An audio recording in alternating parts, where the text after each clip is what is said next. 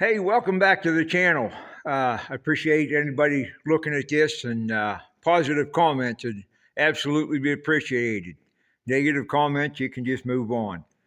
Anyway, I've done a lot of dumb things in my life. I'm 70 years old. I got lots of history of doing and trying stuff.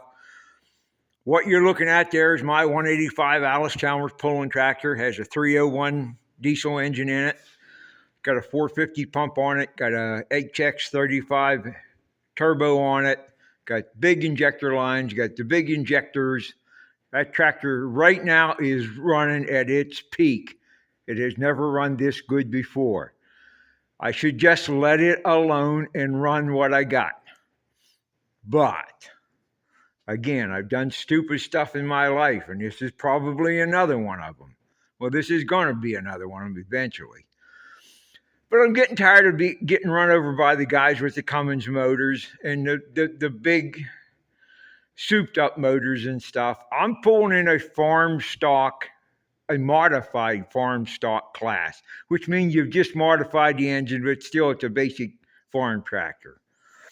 And I'm on the outside edge of that envelope right now anyway with the tractor because I've got it. I have gutted the tractor. There's no power takeoff in it anymore.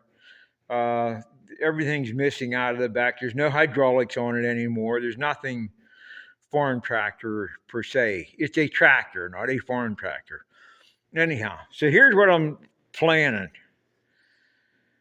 That's a 426 motor. And I've looked online. There's a couple guys have done this. And I think it's a challenge I should try.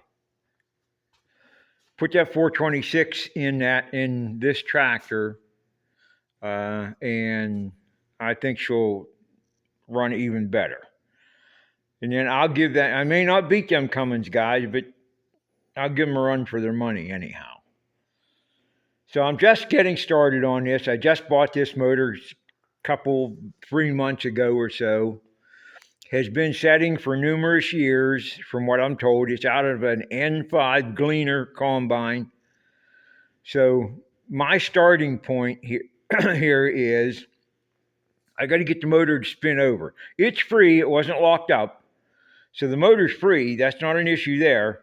But I need to get it. I need to see if there's oil pressure first.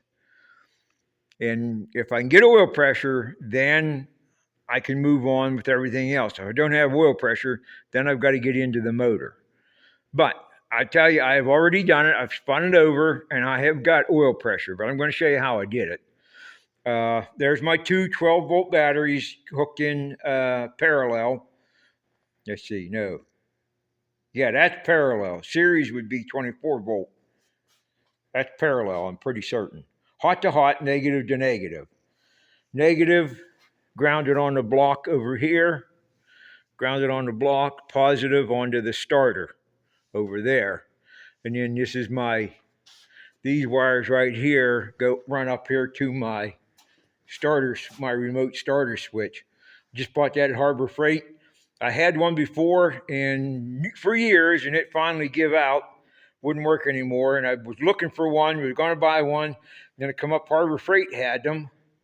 And they had a 15% off sale this weekend, so I bought one for $13. And I thought, that ain't bad a price for that thing. Those are pretty nice. I like them. I really do. So anyway, here's what we're doing. There's the oil pressure gauge down there. You can see it on the motor. I'll spin it over, and she'll build pressure. Now, I did have to there was... You can see back in between the oil filters there, if I can get it to show up. See that little yellow switch back in there? I put that in there. There was a hard steel line coming off and sticking out. Somebody had just whacked it off here. And whenever I spun it over before, it started spewing oil out this line.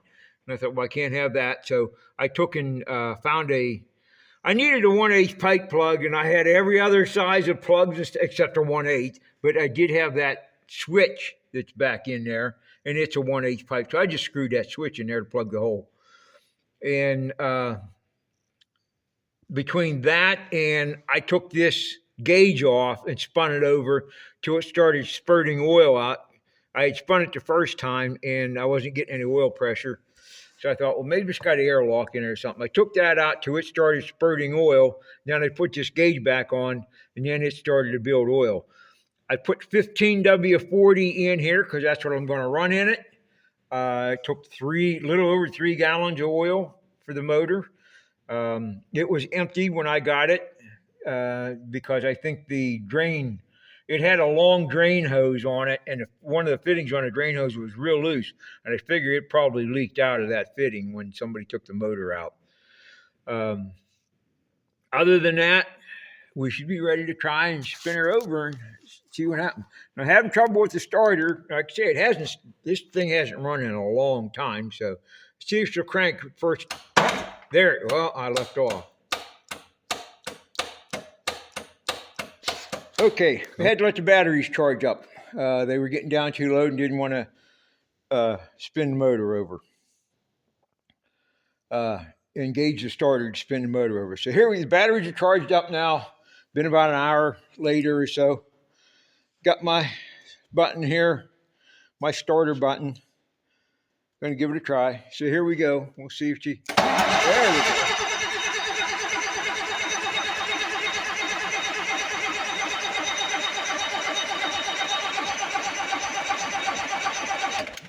So there you go. We built oil pressure. That makes me feel very comfortable that this is a good motor to continue working with. Very happy about that. Looking at my battery, yeah, the batteries went way down.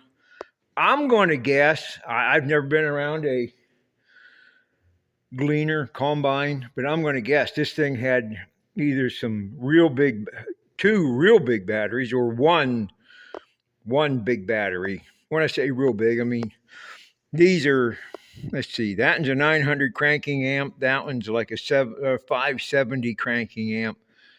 660, it says, cold amps. This one's, I think it's a 750, 900 cold cranking amps at 32. Yeah, anyway. I use this one, singular by itself, goes right there to start up my pulling tractor. And I've never had trouble with it using that 900 amp battery. But between the two of them, even still, you could hear as it was cranking, it was starting to slow down. It was taking the power out of them batteries. So, yeah, that's the next step then, is to get fuel in it and see if she'll bust off. Once I get a belt on it, I'll get water. I'm going to try and get water too. I'm going to get at least a 30 or 40 gallon drum if I can get. If not, a 55 gallon drum, weld bungs on it, on the side of it, fill it with water and connect it to the block. I don't like the idea of running them things hot, running that block empty. I see guys do it all the time. I don't like the idea of that myself. But I mean, I could get it to bust off and run it for a minute or two and then shut it off.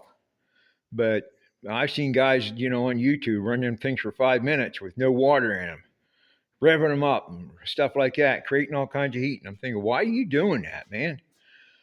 I wouldn't do that. But anyway, so that's it. Thanks for watching. Hope this gives somebody some encouragement of wanting to do some things with their pulling tractor, and maybe some ideas, and maybe just give you something to watch and think about. So I'm going to try and make a series of videos as I go along here and do this. I don't know that I'll get that motor in there this year. I'm still the president of the Tractor Pull Club, and that takes a lot of my time, getting events ready and stuff, getting things figured out. But this is my next project, is to try and put that motor in that tractor and then try and pull it and see how it goes. So anyway, thanks for watching. God bless.